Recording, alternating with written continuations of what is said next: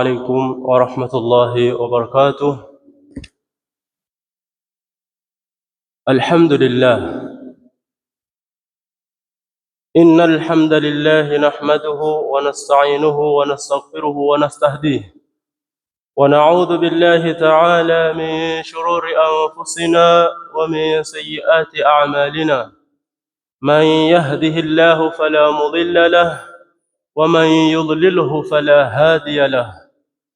وأشهد أن لا إله إلا الله وحده لا شريك له، وأشهد أن سيدنا محمدًا عبده ورسوله، أرسله بالهدى ودين الحق ليظهره على الدين كله ولو كره المشركون. أما بعد، إخوة الأعزاء، بعد يكم حميدي الله سبحانه وتعالى na kumtakia rehma kipenzi wa umma Bwana Mtume Muhammad sallallahu alayhi wa alihi wasallam, hatuna budi kuregesha shukrani za dhati kwa Allah subhanahu wa ta'ala, baada ya kuwa katutungatunga kuanzia Ijumaa iliyopita mpaka tukafikiwa kupata Ijumaa hii. Hii ni fadhila na wema kutoka kwa Allah subhanahu wa ta'ala. Hakuna yoyote alitarajia kwamba atafika. Kwa ajili hiyo tumshukuruni Allah subhanahu wa ta'ala. Kwa uchache tusemeni alhamdulillah, na kwa wingi tuzidishe kufanya matendo yale ambayo kwamba ni mazuri. Kabla hatujaanza kuzungumza, tungewaomba Waislamu ambao kwamba tuko ndani tutie nia za itikaf, kwa sababu ya kupata thawabu zake insha Allah. Leo tumepanga kuja kuzungumzia angalau kwa uchache khutba ama madda yenye anwani at-tahdhiru min ad-dhalali wal-idlal, tahadhari kutokamana ama dhidi ya upotofu na upotoshaji. Mwanadamu kuishi kwa namna Mwenyezi Mungu anavyoridhia ni kuwa katika njia ya sawa. Akiwa katika njia ambayo kwamba si ya sawa, tutasema ya kwamba huyu amepotea ama yuko katika upotevu. Na kwa kuwa makusudio ni kuwa katika njia ambayo kwamba iko sawa, Allah subhanahu wa ta'ala alipomtumiliza ama alipomleta Bwana Mtume Muhammad sallallahu alaihi wasallam, kwanza alihakikisha visababishi vyote ambavyo kwamba vinaweza kumkumba Bwana Mtume Muhammad sallallahu alaihi wasallam akawa ni mwenye kupotea na kuwa katika upotevu, akawa ni mwenye kuviondoa. Ukisoma katika Qur'ani, Allah subhanahu wa ta'ala amwambia Bwana Mtume Muhammad sallallahu alaihi wasallam, wawajadaka dhallan fahada, wawajadaka dhallan fahada, na tumekupata wewe ama amekupata wewe Mwenyezi Mungu dhallan fahada. Dhallan fahada, dhallan ni vile visababishi vikuu ambavyo kwamba vitamfanya mtu kwenda kupotea, Allah subhanahu wa ta'ala alivyomwondoshea.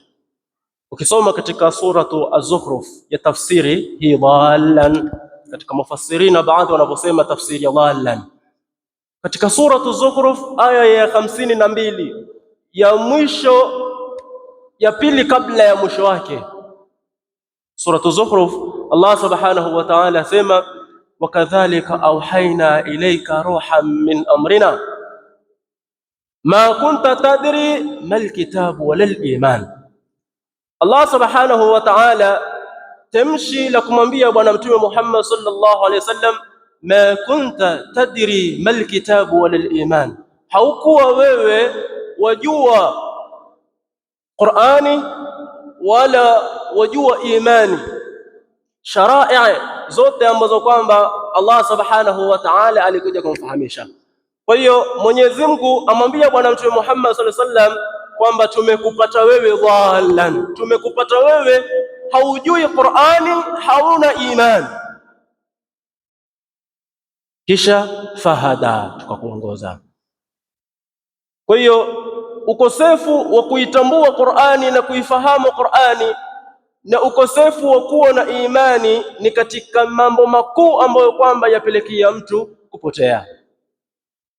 Lakini kuifahamu Qur'ani, ndugu zanguni, ni elimu. Bila elimu mtu huitwa mjinga, na ujinga ambao kwamba umetokana na ukosefu wa elimu ni chanzo cha mtu kupotea. Na ikiwa mtu amekosa imani, huyo atakuwa na uharibifu katika itikadi, atakuwa na itikadi mbovu. Na Allah subhanahu wa ta'ala akamtakasa bwana mtume Muhammad sallallahu alaihi wasallam. Ukisoma katika suratul Najm, Allah subhanahu wa ta'ala asema ma dhalla sahibukum wa ma ghawa. Awambia kumwelezea bwana mtume Muhammad sallallahu alaihi wasallam, ma dhalla sahibukum, huyu mwenzenu hajapotea. Ukitizama tafsiri hapo ni kwamba huyu mwenzenu hana ujinga, huyu mwenzenu ana elimu. Allah subhanahu wa ta'ala amefundisha Qur'ani, na elimu ndiyo inaomuongoza mtu. Ujinga unampotosha mtu. Kuambia kwamba katika Qur'ani kusema ma walla sahibukum, huyu mwenzenu hajapotea, ni kwamba Allah subhanahu wa ta'ala amempa elimu bwana mtume Muhammad sallallahu alaihi wasallam. Wama ghawa, na huyu mwenzenu hajakia mipaka. Maana yake ya kwamba huyu mwenzenu ana itikadi ambayo kwamba ni sahihi, itikadi yake si mbovu. Ndio maana kila anachokitamka yukitamka kile ambacho kwamba chatoka kwa Allah subhanahu wa ta'ala. Kwa hiyo kama bwana mtume Muhammad sallallahu alayhi wa alihi wasallam, kutumilizwa kwake aliepushiwa na upotovu na kupotea, kukahakikishwa kwake yeye imani, ili kusipatikaniwe mpotoshaji kuja kumpotosha. Kajengwa na sifa ya elimu na sifa ya imani. Kwa hiyo sisi tukikosa haya mambo mawili, tutakuwa tuko katika hatari ya kupotea na kupotezwa, hatari ya kuwa katika upotevu na hatari ya upotoshaji kuupata na wenye kutupotosha wakatupata vizuri.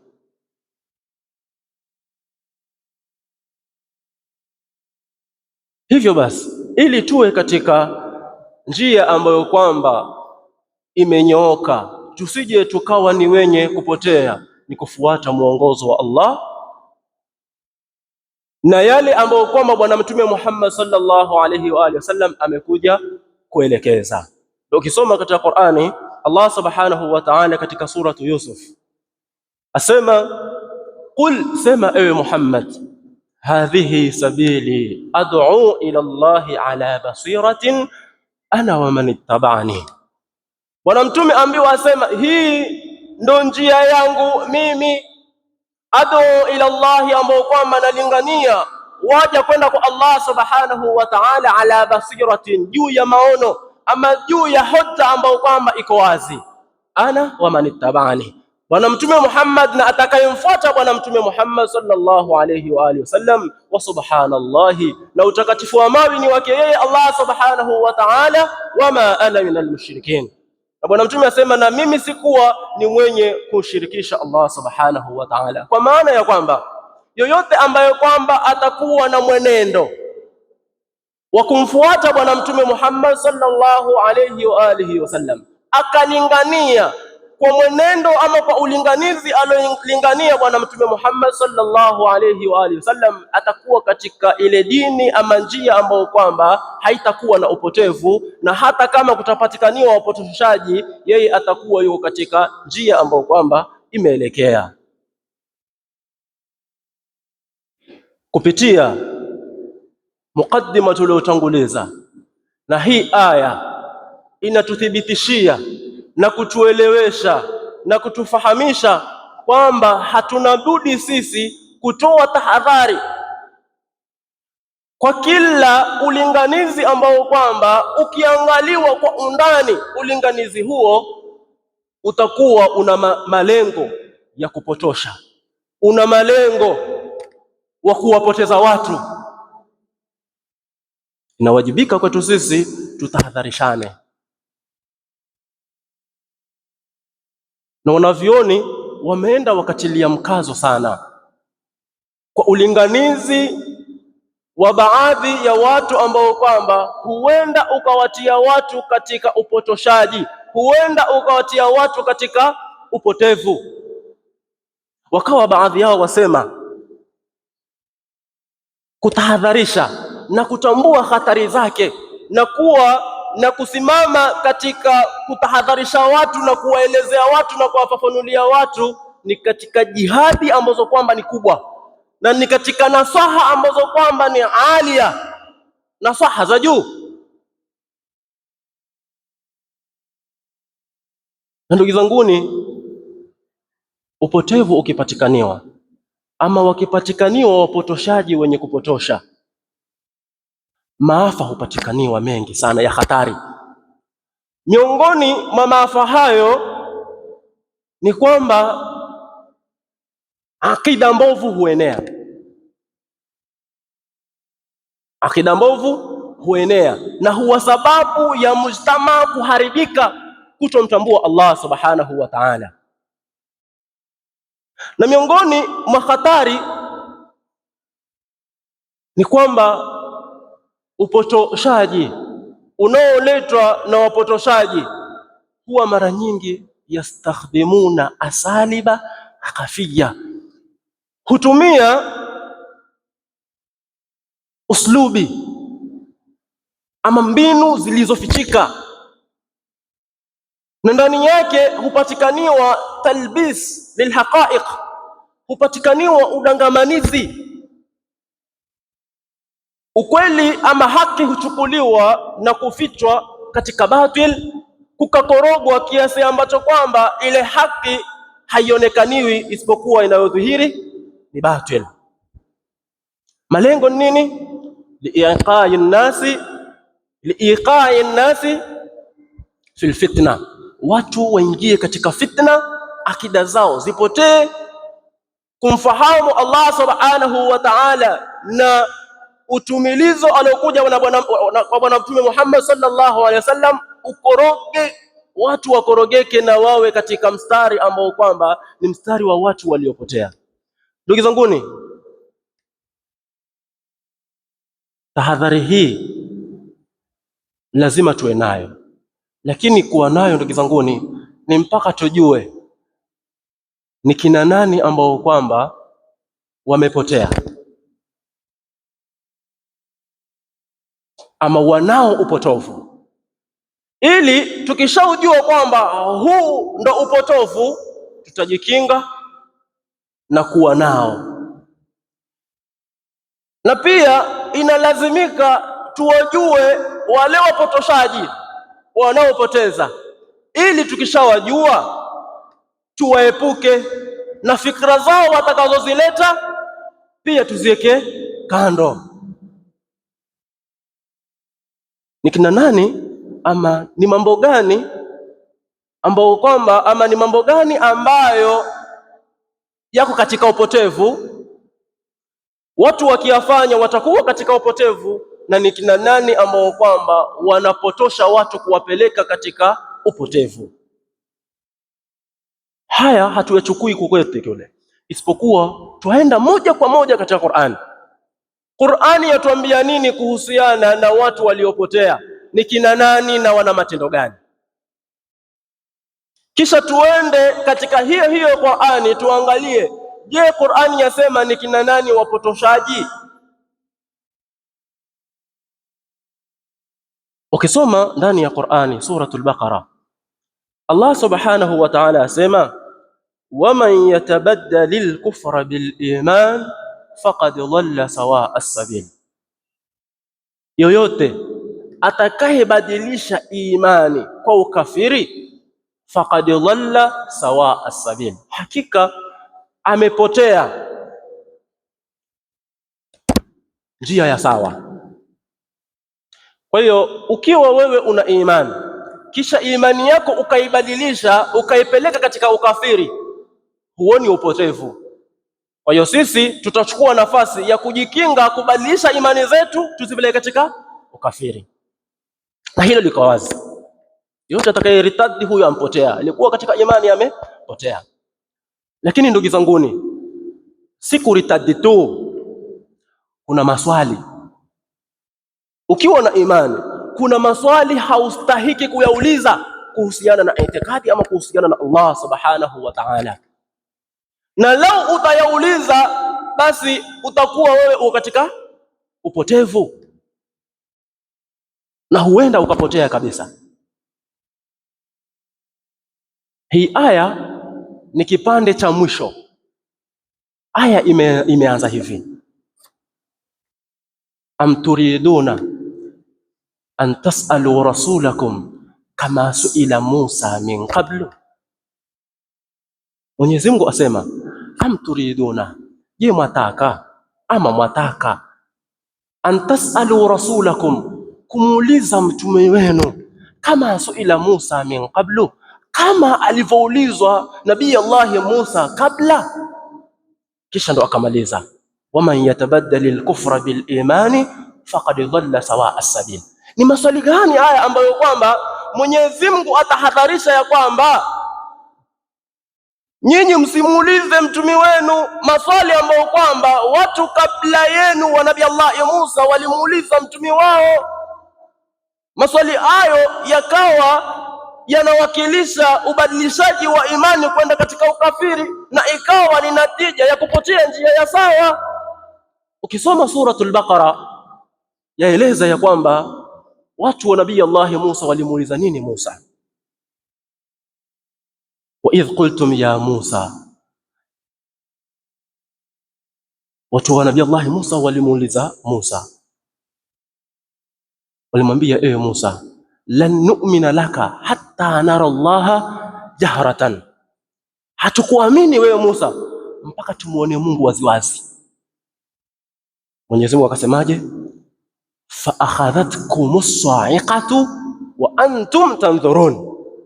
Mwenyezi Mungu asema tukawapatiliza na radi, tukawaletea radi ikawamaliza.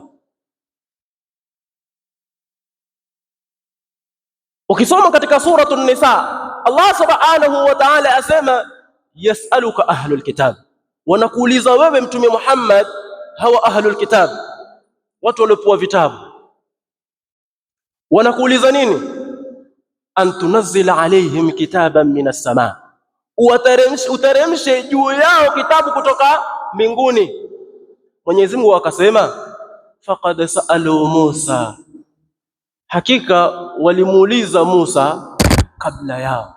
Watu wa Musa walimuuliza Musa akbara min dhalik, walimuuliza kubwa kuliko hili. Faqalu arina Allaha jahratan. Watu Musa pia katika sura an-Nisa Mwenyezi Mungu amfahamisha bwana Mtume Muhammad, anamwambia hawa Mayahudi wanakuuliza wewe ama wanakwambia wewe ulete kitabu kama alivyopewa nabii Allah Musa kitabu cha Taurati. Ilitoka mbinguni moja kwa moja. Qur'ani ilikuwa ikishuka kidogo kidogo, haikushuka kama kitabu. Wakaona nabii Allah wanamwambia bwana Mtume Muhammad tuletee kitabu, hiyo kimeteremshwa. Katika riwaya walikuwa wakimwambia tukikuona wapa, kisha ukishuka wewe una kitabu. Allah subhanahu wa ta'ala ikawa afahamisha ya kwamba faqad sa'alu Musa akbar min dhalik, hakika Musa aliulizwa kubwa kuliko hili. Lipi hilo? Arina Allaha jahratan, tuonyeshe Mwenyezi Mungu waziwazi, tumuone huyu ndio Mungu wetu. Mwenyezi Mungu akasemaje? Fa akhadhathumus sa'iqatu bidhulmihim, tukawaangamiza, ama radi ikawaangamiza, tukajalia radi yenye kuangamiza kwa dhulma yao. Sasa tukija katika aya ambayo kwamba tumeisoma mwanzo, Mwenyezi Mungu awambia ama asema katika Qur'ani am turiduna an tas'alu rasulakum kama su'ila Musa min qabl, Je, nyinyi mwataka kumuuliza mtume wenu kama walivyomuuliza watu wa Musa kabla? Watu wa Musa kumbe walimuuliza, walimwambia mtume Musa, tuletee Mungu tumuone waziwazi. Sasa haya ni baadhi ya maswali, na wapo watu kweli walimfuata bwana mtume Muhammad sallallahu alaihi wasallam. Ukisoma katika asbabu nuzul, wapo watu walimfuata kina Abdullah ibn Ubay ibn Abi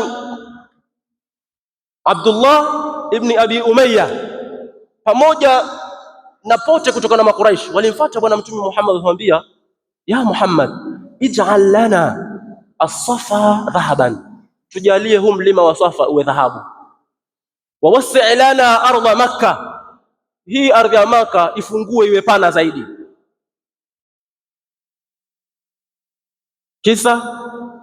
Kisha isikomee hapo, wafajir lana al-anhar, tupasulie mito katika huu mji wa Makkah iwe yapita. Haya maswali yamuuliza Mtume Muhammad, ndo aya ikashuka. Haya ukiangalia vizuri ni maswali ya kupondoa imani, ni maswali ya kukutoa katika imani ya kumwamini Allah subhanahu wa ta'ala. Kwa hiyo tukiwa na maswali pia ambayo kwamba maswali yale ni ushawishi wa kumjua Mwenyezi Mungu, ushawishi wa maswali ambayo kwamba hayatakikaniwi kiakida kuulizia kuhusiana na Allah subhanahu wa ta'ala, utakuwa katika upotevu. Katika mambo ambayo kwamba ni upotevu ni pale Allah subhanahu wa ta'ala asema katika sura An-Nisa aya 116, waman yushrik billah faqad dhalla dhalalan ba'ida, yoyote atakayemshirikisha Mwenyezi Mungu basi amepotea upotevu wa mbali. Shirki, mtu akifanya shirki huyo pia katika upotevu. Kwa hiyo mimi na wewe tusifanye shirki, tutakuwa katika upotevu. Katika watu ambao kwamba Mwenyezi Mungu amewaeleza katika Qur'ani ambao kwamba ni wapotoshaji, wa kwanza kabisa ni shaitani, Iblis.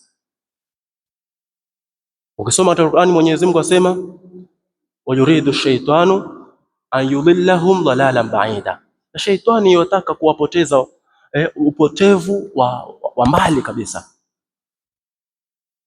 Na Iblis ama shaitani alichukua ahadi hii baada ya kufukuzwa katika rehema ya Allah subhanahu wa ta'ala, akaomba angojelezwe mpaka siku ya Kiyama.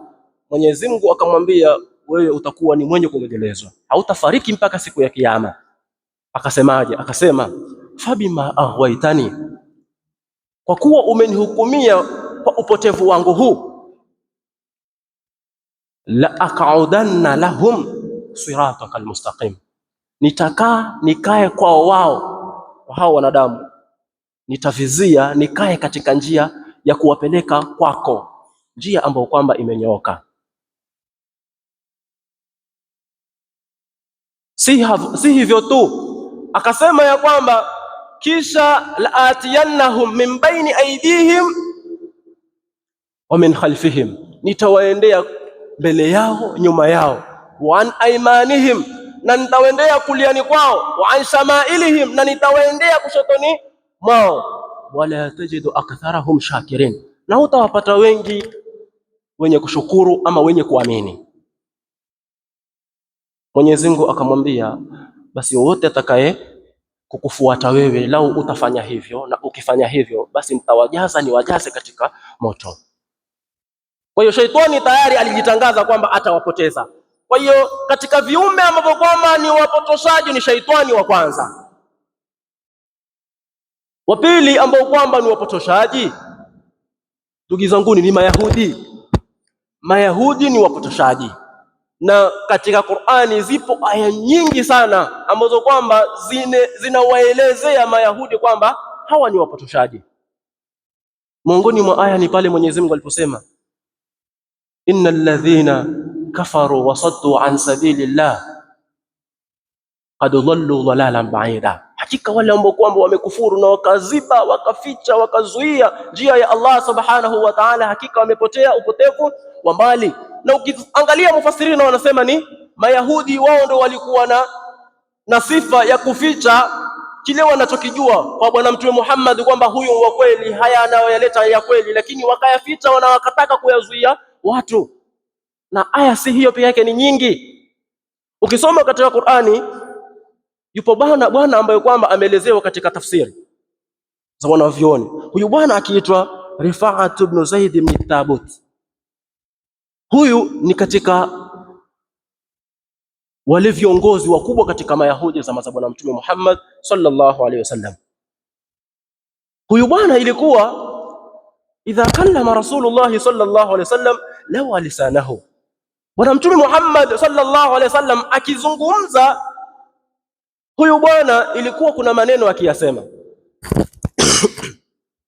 Maneno yenyewe ilikuwa akisema, ar'ina sam'aka ya Muhammad hatta nufhimak.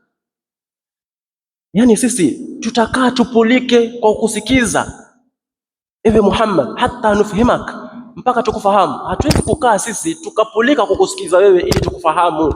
Angalia tabia hiyo. Hatuwezi kaa tukasikiza tukapulika, kwa sababu kitu ukikisikiza kwa kupulika, kwa mazingatio, utaelewa ni kitu gani na utanyoka. Lakini hatuna wakati wa kupulika sisi, wa kuwa na makini kukusikiliza ili tukufahamu. Hatuna hilo. Kwa nini? Tayari walikuwa wanajua ni mkweli, ana ukweli. Huyu bwana akawa yeye yatia jongo katika Uislamu, ni uivisha Uislamu. Allah subhanahu wa ta'ala akateremsha aya akisema, alam tara ila alladhina utu nasiban min alkitabi yashtaruna ad-dalalata wa yuriduna an tudillu as-sabil. Mwenyezi Mungu akatangaza kwamba huyu katika kibari ama katika udhamai Yahudi, katika wakubwa wa Mayahudi, ni miongoni mwa watu ambao kwamba Mwenyezi Mungu ndiyo amewapa sehemu fungu katika kuijua ama kujua ilmu alkitab, kujua ukweli. Lakini hawa wananunua upotevu, wanaujua kwamba hii ndo sawa, huu ndo uongofu, lakini wanaachana nao, wanafuata uongofu. Lakini hawakomi hapo, wayuriduna an tadhillu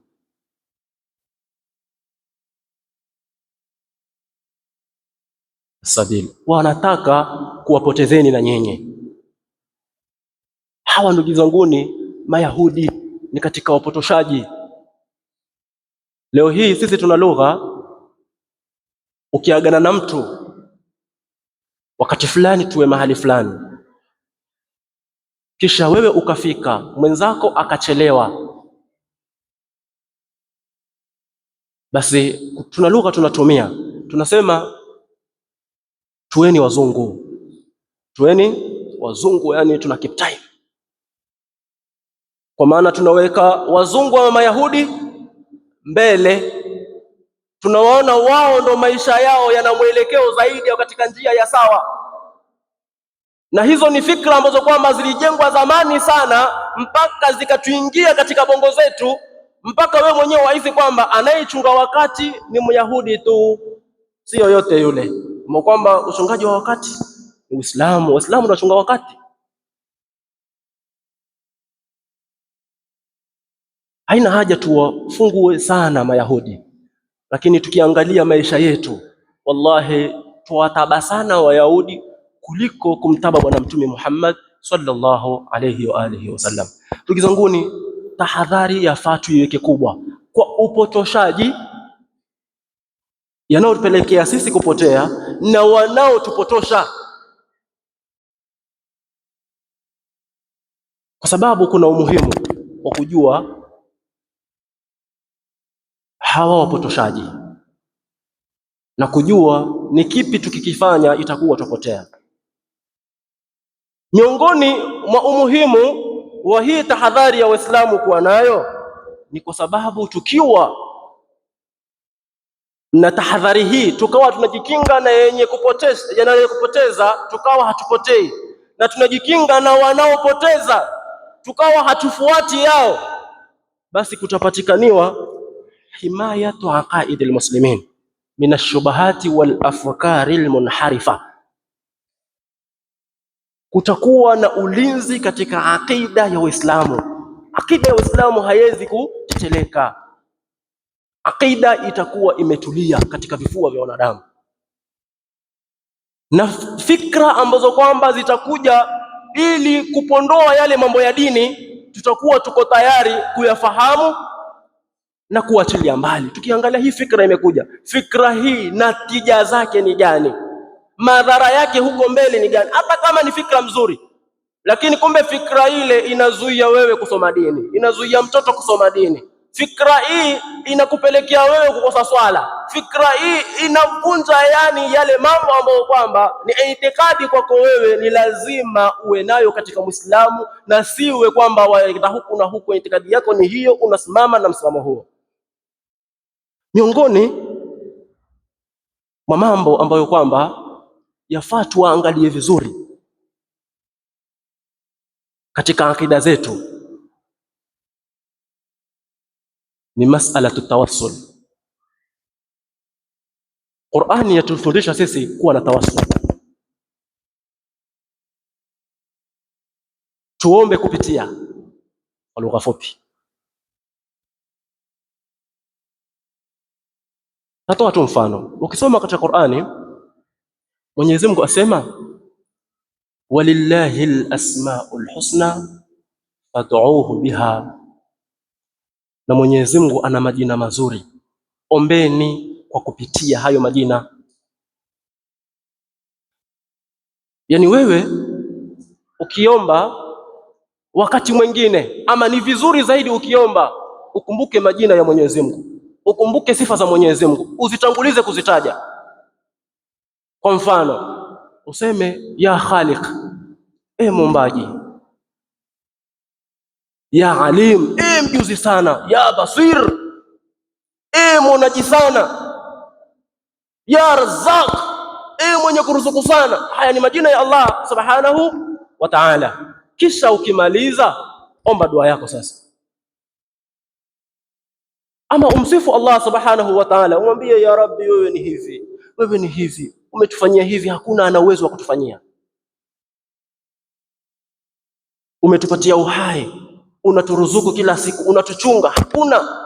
Kisha mwisho omba dua. Ni vizuri sana, kwa sababu unatanguliza kwanza majina ya Allah na sifa za Allah, kisha uombe.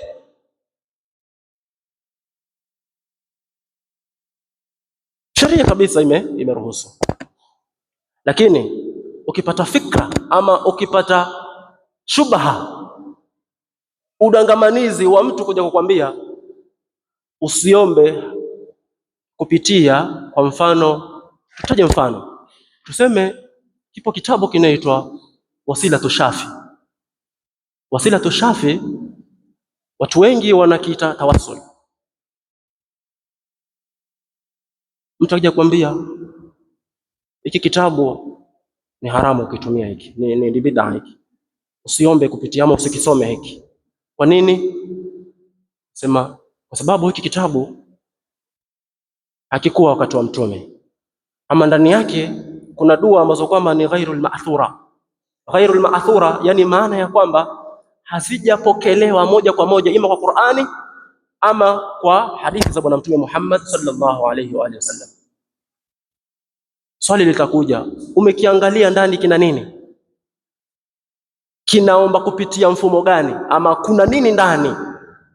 Ukichukua kitabu kwa mfano tu, tukikiangalia kitabu, tukija tukiona kitabu kwa mfano kinasema Allahu ya Muizz, kwanza kina kiitikio. Zipo madarisi nyingi ambazo kwamba za kitarika wanayoombea sana, unaona wanaimba watoto, lakini si nyimbo zile. Allahu ya Allahu ya Allahu ya malja alqasidi ya ghawthahu. Kwanza utanguliza kumuita Allah subhanallah, Allah ya Allah, ewe Allah, ya malja alqasidi, mwenye kutegemezewa makusudio. Kila tunachokifanya sisi tutegemeza makusudio kwa wewe. Ya ghawtha, mwokozi, mwenye kuleta nusra. Kisha ndani utaona kuna kama abiyati, lakini zote ni majina ya Allah subhanahu wa ta'ala. Kwa mfano ukisoma katika hiyo tawassul, utasikia mtu anasema Allahu ya Muizz, ya Muqaddimu. Muizzun ni jina hilo min asma'illahi alhusna. Ya Muqaddimu ni jina hilo na zina maani. Ya Muizz, yeye mwenye kuleta hiba ya ushindi. ya izza, ya muqaddimu, mwenye kuyatangulia mambo ukayapangilia kwa namna ambavyo kwamba umetaka wewe yakapangika. Allahu ya mudhillu ya muntaqimu, mwenye kudhalilisha, mwenye kuleta mateso. Albadi'u albaqi fala yanadimu, albadi wa kwanza, huwa alawwalu, ndio hiyo albadi'u. Albaqi, wewe ndio mwenye kubakia. Fala yanadimu, wewe hukoseshi Mwenyezi Mungu na uwezo wa kutokosesha. Almuhsinu, yote haya majina ya Mwenyezi Mungu, ukichukua majina ya Mwenyezi Mungu ukiangalia yote utakuta haya: Almuhsinu, Alwali, Alhafidh, Alakram, hayo yote majina. Kisha mwambie Mwenyezi Mungu, laisa lana siwaka man yahmina, hatuna sisi asiyekuwa wewe mwenye kutulinda. Na huu ni mfano katika beiti ambazo kwamba zapatikana katika tawassul. Ukimsikia mtu amekwambia hii haifai, haya majina ya Mwenyezi Mungu wayasoma, wamsifu Mwenyezi Mungu kisha wamuomba, leo tuambie usiombe kwa na hii aya walillahi alasmaul husna fad'uhu lahu, tuipeleke wapi? Tusikome hapo. Tulisema pia kuna afkari munharifa, zipo fikra ambazo kwamba zile fikra zinapondoa katika akida ya sahihi. Kwa mfano, yapo mapote, miongoni mwa mapote kuna pote linaloitwa al-Qadariyya, kuna pote linaloitwa al-Murji'a. Al-Qadariyya ni watu ambao kwamba hawaamini qadari, na fikra yao, isikiza vizuri, huenda pia nawe una hiyo akili. Fikra yao hawa Qadariyya wanadai ya kwamba matendo wanaofanya wanadamu ni matendo waliojiumbia wenyewe, hayajaumbwa na Mungu. Ukitengeneza simu, wewe ndio umeiumba ile simu. Kompyuta, wewe ndio umeiumba ile simu. Mwenyezi Mungu haja iumba kwamba mimi hili ndo nimeileta hii, hakuna Mungu ameleta hii, mimi nimetengeneza mwenyewe. Lakini nikwambia ni uwezo Mwenyezi Mungu amenipa kweli, lakini nimetengeneza hiki. Kwa hiyo huwezi niambia kwamba hiki Mungu amekiumba. Na hii ni fikra potovu kabisa, ni fikra potovu. Ukiishika wewe unaingia katika fikra ambazo kwamba zinakutoa katika akida yako sahihi. Soma katika Qur'an, Allah subhanahu wa ta'ala awaeleza watu kama hao, na mufassirina wakawataja kabisa, wakasema kwamba hawa ni al-Qadariyya.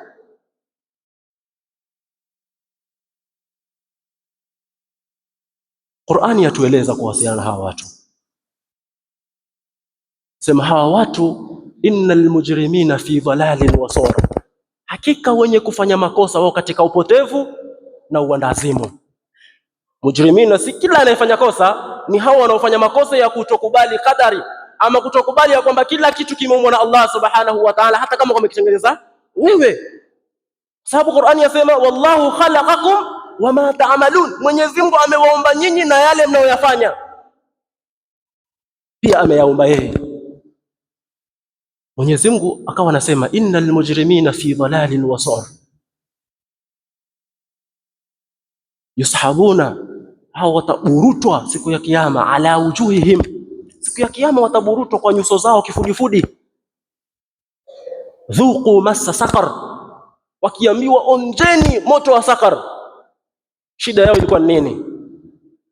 Inna kulla shay'in khalaqnahu biqadar, Mwenyezi Mungu asema hakika yetu sisi kila kitu tumekiumba kwa kadari.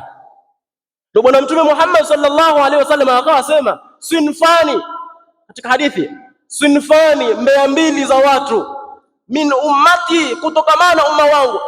Hawa si watu makafiri katika ummati wangu, kwa maana wamekusanywa wote, Waislamu na sio Waislamu. Wapo watu wana fikra hii. Asema sinfani min ummati laysa lahum fil islami nasibun, hawana katika Uislamu fungu lolote. Shaka sema ahlul irja'i wal qadar, watu wa irja na qadar. Qadari ni hawa Qadariya, irja ni wale waliosema ni murji'a. Hawa murji'a fikra yao ni gani? Fikra yao ni kwamba la yadhurru ma'al imani kufrun, la yadhurru ma'a al-imani kufrun. Fikra ni kwamba ukiwa na imani haidhuru kufanya kosa, haidhuru kufanya dhambi ukiwa na imani. Wakichukua kiasi cha kwamba kiasi kiko ya kwamba ukiwa wewe unatoa wafanya toa, basi ukifanya dhambi wapata dhambi. La yanfa'u ma'al imani ta'a. Hii ndio kauli ya sahihi kwamba hainufaishi. Ikiwa wewe utafanya dhambi kisha wadai mimi haya madhambi ninayofanya siwezi hukumiwa na nyinyi msinihukumu kwa madhambi yangu kwa sababu mimi nina imani, makosa makubwa sana. Na hawa watu wana hii fikra, na ni fikra potovu, kwa sababu kusoma Qur'ani, kwa nini Mwenyezi Mungu aseme fawailul lilmusallin? Wanaoswali kina nani? Si waumini, si Waislamu. Kwa nini wawe katika adhabu kali ama anavyotangaza Mwenyezi Mungu, ambao kwamba swala zao wanasahau, ambao kwamba wanajionyesha? Kwa hiyo wale ambao kwamba wanaswali kurukaruka, wanasahau swala, watakuwa katika adhabu kali, lakini hao ni waumini. Kwa nini useme ya kwamba mimi nikiwa muumini hakuna neno nikifanya dhambi? Kwa nini Mwenyezi Mungu awatangazie waumini ambao kwamba watakula mali ya mayatima, kwamba wanaingiza katika matumbo yao moto na wataadhibiwa? Hizi ni fikra ambazo kwamba ni fikra potovu. Ndugu zanguni, miongoni mwa umuhimu wa hii tahadhari ya kufahamu upotevu na wenye kupotosha ni kuwaokoa wale ambao kwamba hawana elimu, bado hawajafungukiwa na masala, lakini pia kuwaamsha wale walioghafilika katika baadhi ya masaili ambao kwamba yanaondoa katika toa ama yanaondoa katika akida sahihi. Kwa mfano, tukimalizia kwa sababu muda umeenda sana, tukimalizia kwa mfano, kama tulivyosema mwanzo, kuna maswali ambayo kwamba hayafai kuulizwa. Sasa Muislamu kwa mfano hivi ana swali, huuliza aina Allah, Mwenyezi Mungu yuko wapi? Si swali zuri hili. Ukishauliza aina Allah, ile aina tu, wajua umefanya kazi gani? Aina maana yake ni kwamba unaulizia sehemu. Wapi? Sehemu. Na ukishauliza sehemu kwa Mwenyezi Mungu, ina maana unamchukua Mwenyezi Mungu unamweka mahali, hata kama hatujaambiwa mahali gani. Swali potevu sana. Ikiwa swali hilo unalo, usiliulize. Na lao atakayeuliza kama si Muislamu, basi huambiwa ya kwamba Mwenyezi Mungu yuko bila sehemu, Mwenyezi Mungu yuko bila sehemu. Lakini ukitia imani kwamba, wapo watu wasema Mwenyezi Mungu yuko mbinguni, tena wanaamini kwa dhati kabisa. Hii ni imani potofu, inavunja akida, kwa sababu hata dalili wanazozionyesha utajua hii ni fikra ya Kiyahudi, ni fikra ya kupotosha. Hadithi kubwa iliyoshikiliwa ni hadithul jariya,